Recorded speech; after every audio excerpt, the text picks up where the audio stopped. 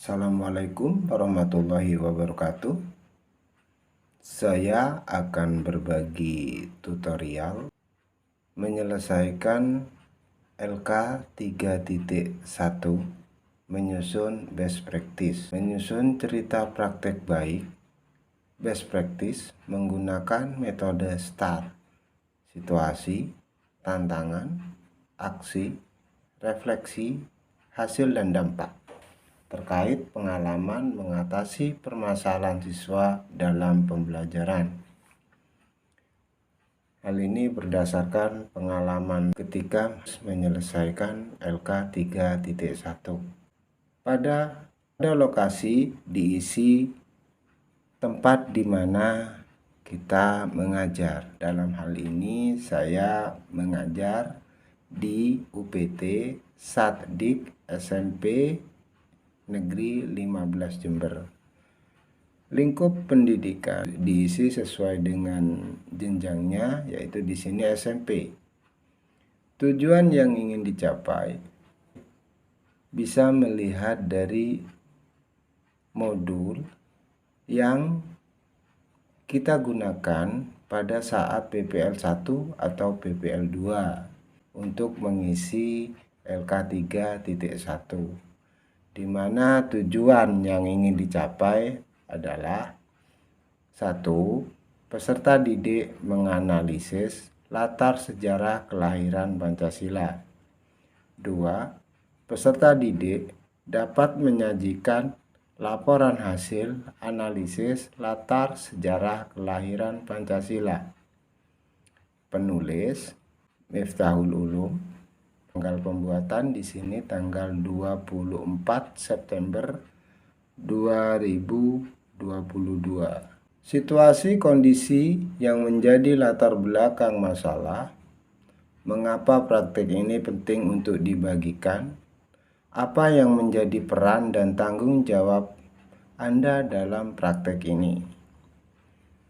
Untuk mengisi situasi kondisi yang menjadi latar belakang masalah, ambil dari LK 1.1 pada kolom masalah yang diidentifikasi. Latar belakang dari praktek pembelajaran ini adalah kondisi dari 12 siswa dengan pemahaman IT yang belum merata, penggunaan IT atau gadget yang kurang tepat sasaran di lingkungan sekolah, rendahnya motivasi belajar siswa sehingga timbul rasa bosan, serta ketersediaan perangkat atau sarana belajar yang belum merata.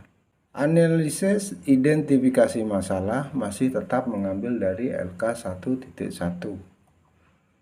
Berdasarkan kondisi tersebut di atas, dapat disimpulkan bahwa faktor-faktor yang menjadi penyebab rendahnya hasil belajar siswa kelas 7 di UPT Satdik SMPN 15 Jember adalah: penggunaan aplikasi belajar yang kurang sesuai dengan situasi dan kondisi saat ini, belum ada pengembangan minat dan bakat siswa melalui penggunaan IT atau gadget di sekolah sesuai ketentuan pembelajaran, faktor keluarga yang kurang harmonis menyebabkan kesulitan belajar dan belum maksimal dalam melakukan pendekatan secara kekeluargaan terhadap keluarga siswa yang mengalami kesulitan belajar, guna menemukan solusi yang tepat, membuat kesepakatan dan komitmen dengan pihak terkait demi tumbuh kembang belajar siswa anak tersebut. Kemudian, mengapa praktek ini penting untuk dibagikan?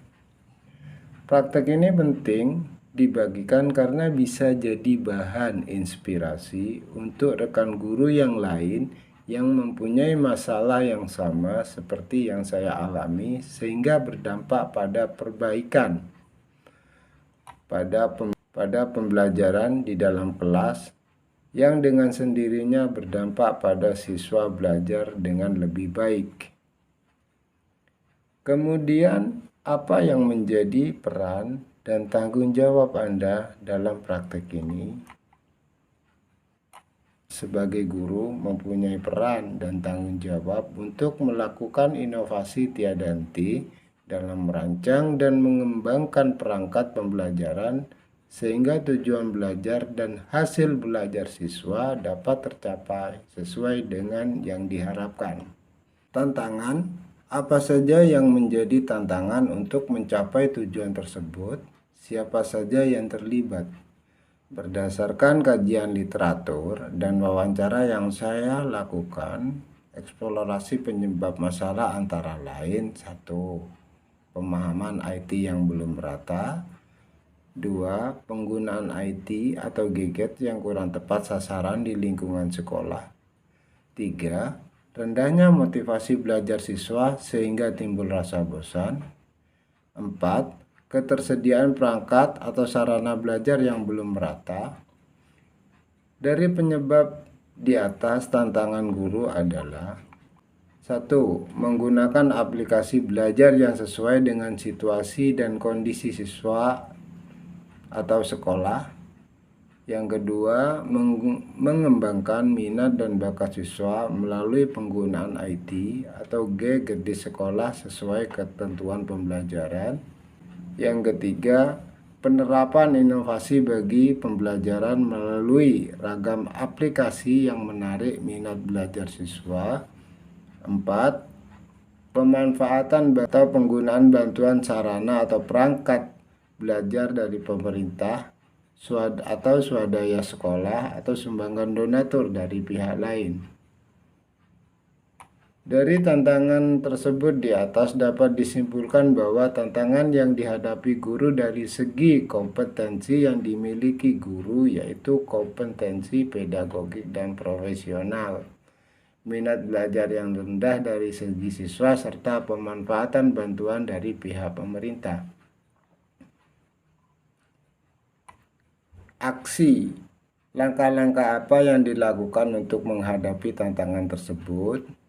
Strategi apa yang digunakan atau bagaimana prosesnya? Siapa saja yang terlibat? Apa saja sumber daya atau materi yang diperlukan untuk melaksanakan strategi ini? Langkah-langkah yang digunakan guru dalam menghadapi tantangan tersebut antara lain: 1. Mengikuti kegiatan yang diadakan MGMP atau MGMPS, mengikuti workshop yang diadakan oleh dinas maupun secara mandiri.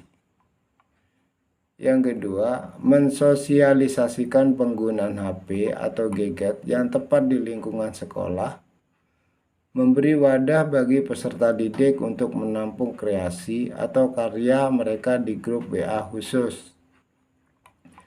Yang ketiga, guru perlu menggunakan metode pembelajaran yang menarik, penampilan menarik, atau ramah, serta peraga yang variatif. Dalam hal ini, saya menggunakan metode pembelajaran PJBL dengan langkah-langkah: A. Menentukan pertanyaan atau masalah utama. B. Merencanakan proyek. C. Membuat jadwal penyelesaian proyek. D. Memonitor kemajuan penyelesaian proyek. E. Mempresentasikan dan menguji hasil penyelesaian proyek.